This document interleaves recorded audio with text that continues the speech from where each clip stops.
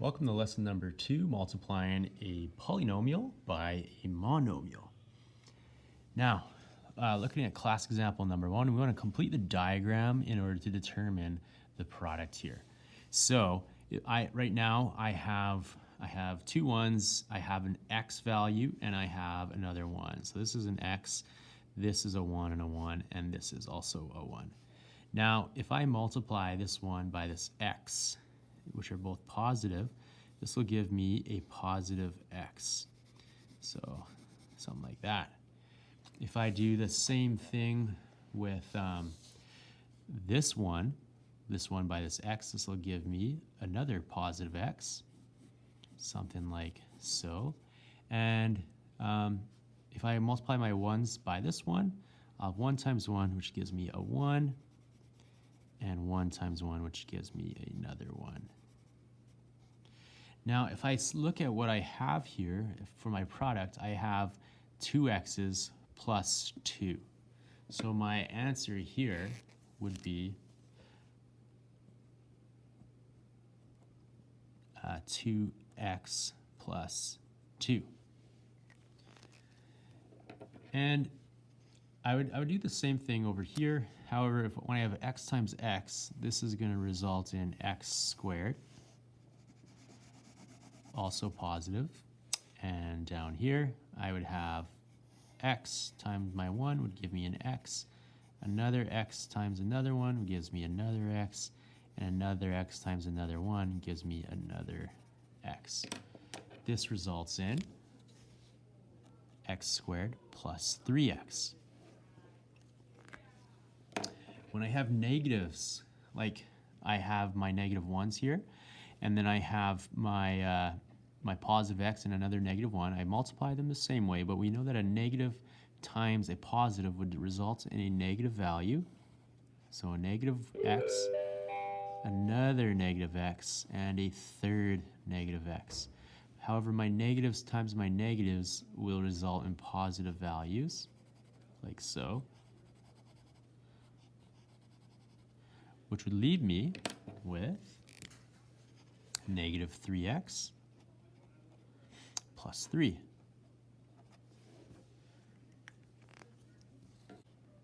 Now, in this example here, we're kind of doing the reverse of what we had previously done. So in both of the polynomials represented in diagram 1 and diagram 2, we want to state what is the actual polynomial that's represented here. Well, I have 2x squared, and then I have a negative x here. Right? So I have 2x squared minus x.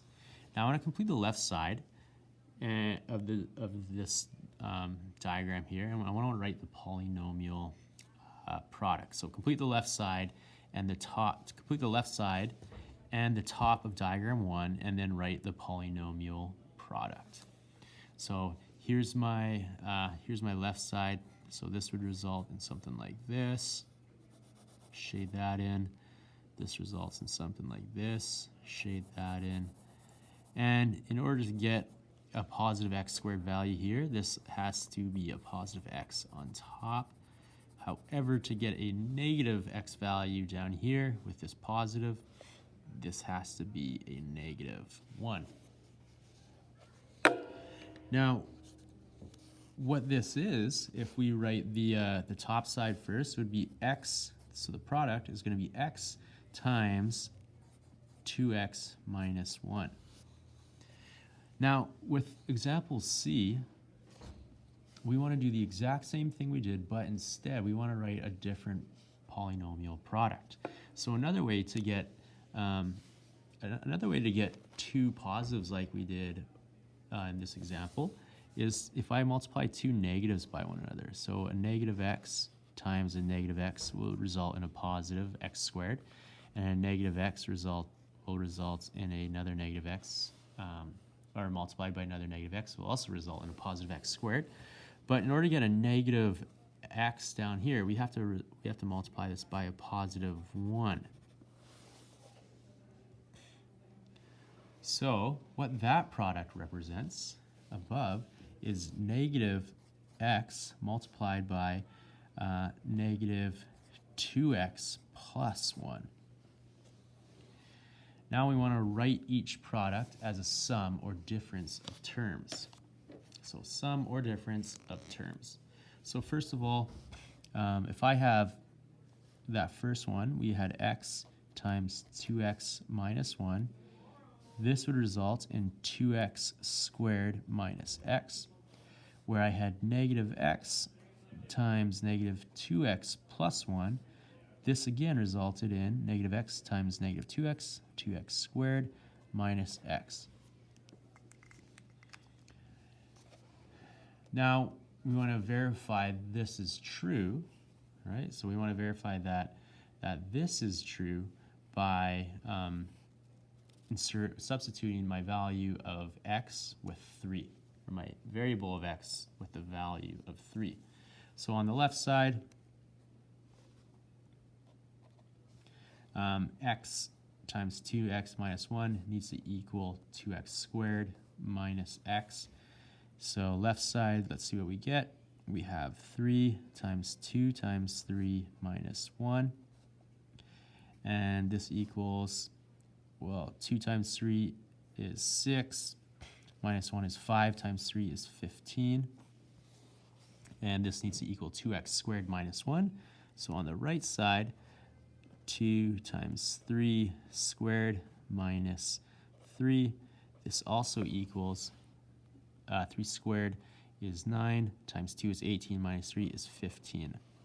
So that verifies. And then we would do this exact same thing I did with the difference down here. Now in class example 1, what we showed was that we were using the distributive property. And so with the distributive property, we have 2x plus 1. If we show the multiplications using the distributive property, then what I'm doing is I'm multiplying my 2 into both of my values here. So this results in 2x plus 2.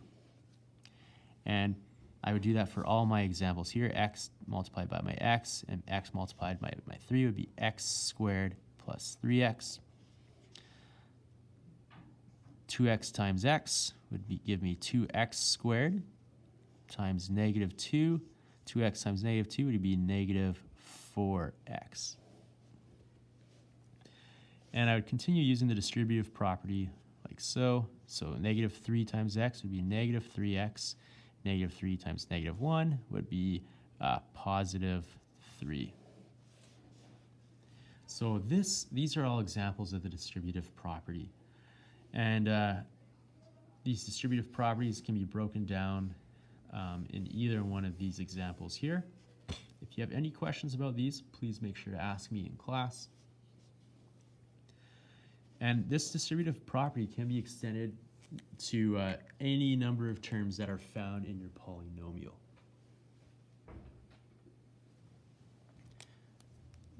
Now, if we consider this expression, negative 2 times 3 minus 5, evaluate negative 2 times 3 minus 5 by calculating the value inside the brackets first and then multiplying by negative 2.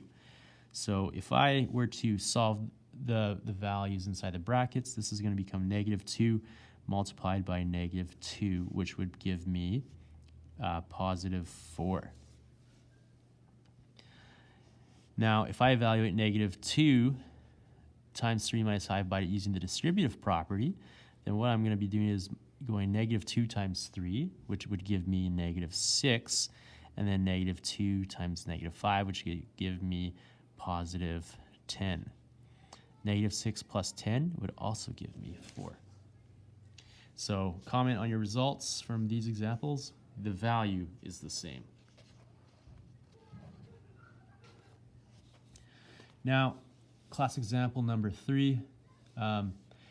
Use the distributive property to determine the following products. So 4 times 3x gives me 12x. 4 times 1 is positive 4. So that's my 12x plus 4. That's my answer. Part B here, if I distribute negative 5 inside my brackets, I get negative 10x squared, negative 5x, and negative 5 into that 6 is going to give me positive 30. Now, sometimes when we have an answer like this, we can simplify it. Well, actually, no. If we simplified it, we would end up back with our original answer.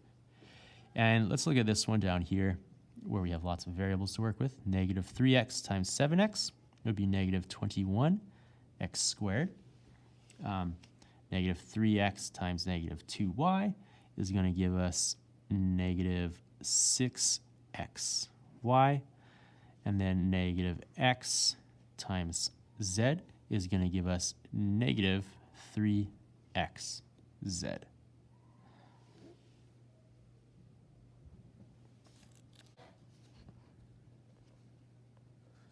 The last example we're going to look at is, I want to look at class example number 4. I have 4 times 2x minus 3 minus 2 times x minus 6. Again, we're using our distributive method where I take my 4 and I distribute it into both the 2x and the 3. But then I'm going to do the same thing on this other side. So this is going to leave me with 8x minus 12. And I also need to do this, negative 2 into x times negative 6, which will give me negative 2x plus 12. From here, we need to gather our like terms. So I have 8x minus 2x, which would give me 6x. And I have a negative 12 and a positive 12. A negative and a 12 and a positive 12 cancel out. So we're just left with 6x. And maybe I'll do this last example because it looks a little intimidating, I suppose. But I have 5x squared, which I got to distribute my 5x into this trinomial. So we would have 15x cubed minus 35x squared plus 5x. And I then need to distribute this negative sign into that negative 4 and that 3x squared. So this is going to be minus 4x minus 3x squared. From here, we can now gather our like terms since all the brackets have been taken away. So I have 15x cubed. I have this negative 35x squared and a negative 33x squared, which would give me negative 38x squared. And then my positive 5x and my negative 4x will just leave me with positive x as my final answer.